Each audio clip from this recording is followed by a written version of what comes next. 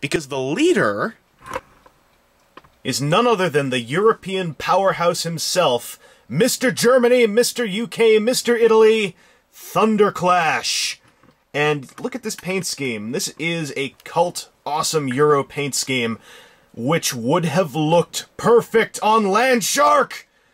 That Landshark mold should have been Thunderclash. I'm gonna just say it right now. I've seen digibashes of it, it looked perfect. I think this was easily the biggest blunder of the entire convention set, especially because this color scheme, while it works on this mold is Energon Rodimus Prime, a toy that I've always begrudged for doing so many things right, yet too many things wrong. I really like this toy visually and conceptually, but practically, I always end up getting annoyed with it.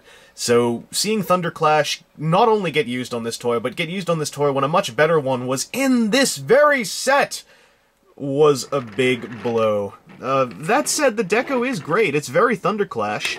The blue hubcaps are a really nice touch. Everything is there, the turquoise.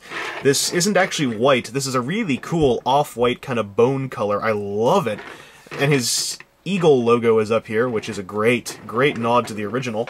And just for reference, this is Rodimus Prime himself, who has a really cool deco. And I mean, like, I love this vehicle mode as the demented tractor-trailer pulling spoiler racing speed truck. But, the robot mode is where things kind of crumble. And I'll show you that right now. Now, once again, on paper, this more or less makes sense. He's got the right colors, it's very bold, especially his legs, which are just covered in pop and awesome, especially the turquoise heel spurs. But there's a huge problem, which is his chest. Now, you see how the trademark awesome Thunderclash logo is this winged thing across here, and you see how there's this Autobot Elite Guard symbol up there with wings in it? You notice how it feels like one of these should be inside the other one? Yeah, that's basically my problem. I think that those logos could have been fused in a really cool, characterful way, especially given the sculpted wing-like stuff here, yet it didn't happen, and I feel that was an enormous blunder. I really wish I didn't have to use the word blunder so much, but it comes up a lot when it comes to this toy, I find, and I don't hate the toy. As I said, there's lots that I like about this mold, it's just that there's more that I dislike about it, which kind of just burns because of the things I do like about it. He does have this cool kind of Krylon-y brass face, and I think it does work in this case because there's not as many details to get muddled up in there, and the blue helmet really helps accentuate over top of it. But overall, just this guy, as a toy, in case you've never messed with one, he's very basic, very basic. He's got decent posability, but tends to look like he's squatting no matter what you do with him. And could have used a thigh swivel, really could have used a thigh swivel. To show you what he looks like with his predecessor, this is Energon Rodimus Prime, who I feel just suits the mold better. Even though I don't like a lot of the physical aspects of this mold, I think this whole color scheme, and the flames especially, really bring it together nicely. And with Thunderclash, that stuff is sadly a little bit lost, especially when, as I'm going to keep harping on, they had a perfect mold to put it on, and instead they made Landshark out of it. By the way, if you want, you can do some neat kind of inverse convention leader plus Energon-y combination stuff. Super Link Thunder Rod!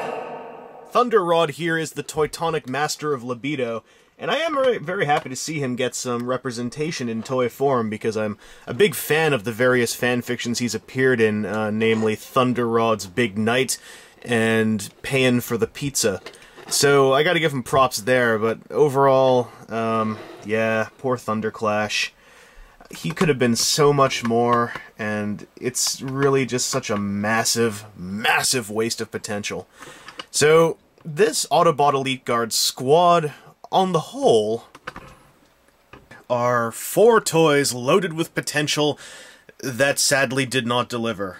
Be it Cup or Thunderclash, who were excellent, excellent concepts, or Flak or Landshark, who are excellent toys. Nothing matches up. The excellent concepts got fairly weak toys, and the 2 really, really cool toys sadly have no concept. Flak, especially, even has a remolded head, which is really nice, but there's nothing behind it. Landshark is an excellent toy with a really nice, if moderately cool redeco, but he should have been Thunderclash. Overall, this is just a large amount of missed potential and adequacy. There's nothing in here that I outright despise.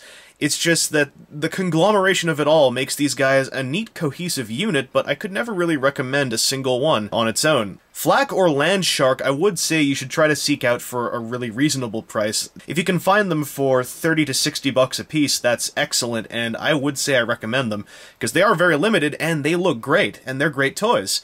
Thunderclash and Cup, though, I just cannot recommend unless you adore Thunderclash or are a huge Cup fanatic. Thunderclash I wish I could have recommended, but he should have been on this guy. I'm gonna keep saying it. So, the bulk of the box set, sadly, was a bit of a disappointment. They're cool as a unit, and that's what they're like in the story, but unlike Shattered Glass, there's no one member that I feel stands alone excelling in both the physical form and the storyline and conceptual form. That stuff out of the way, let's move on to some of the cooler parts of the exclusives.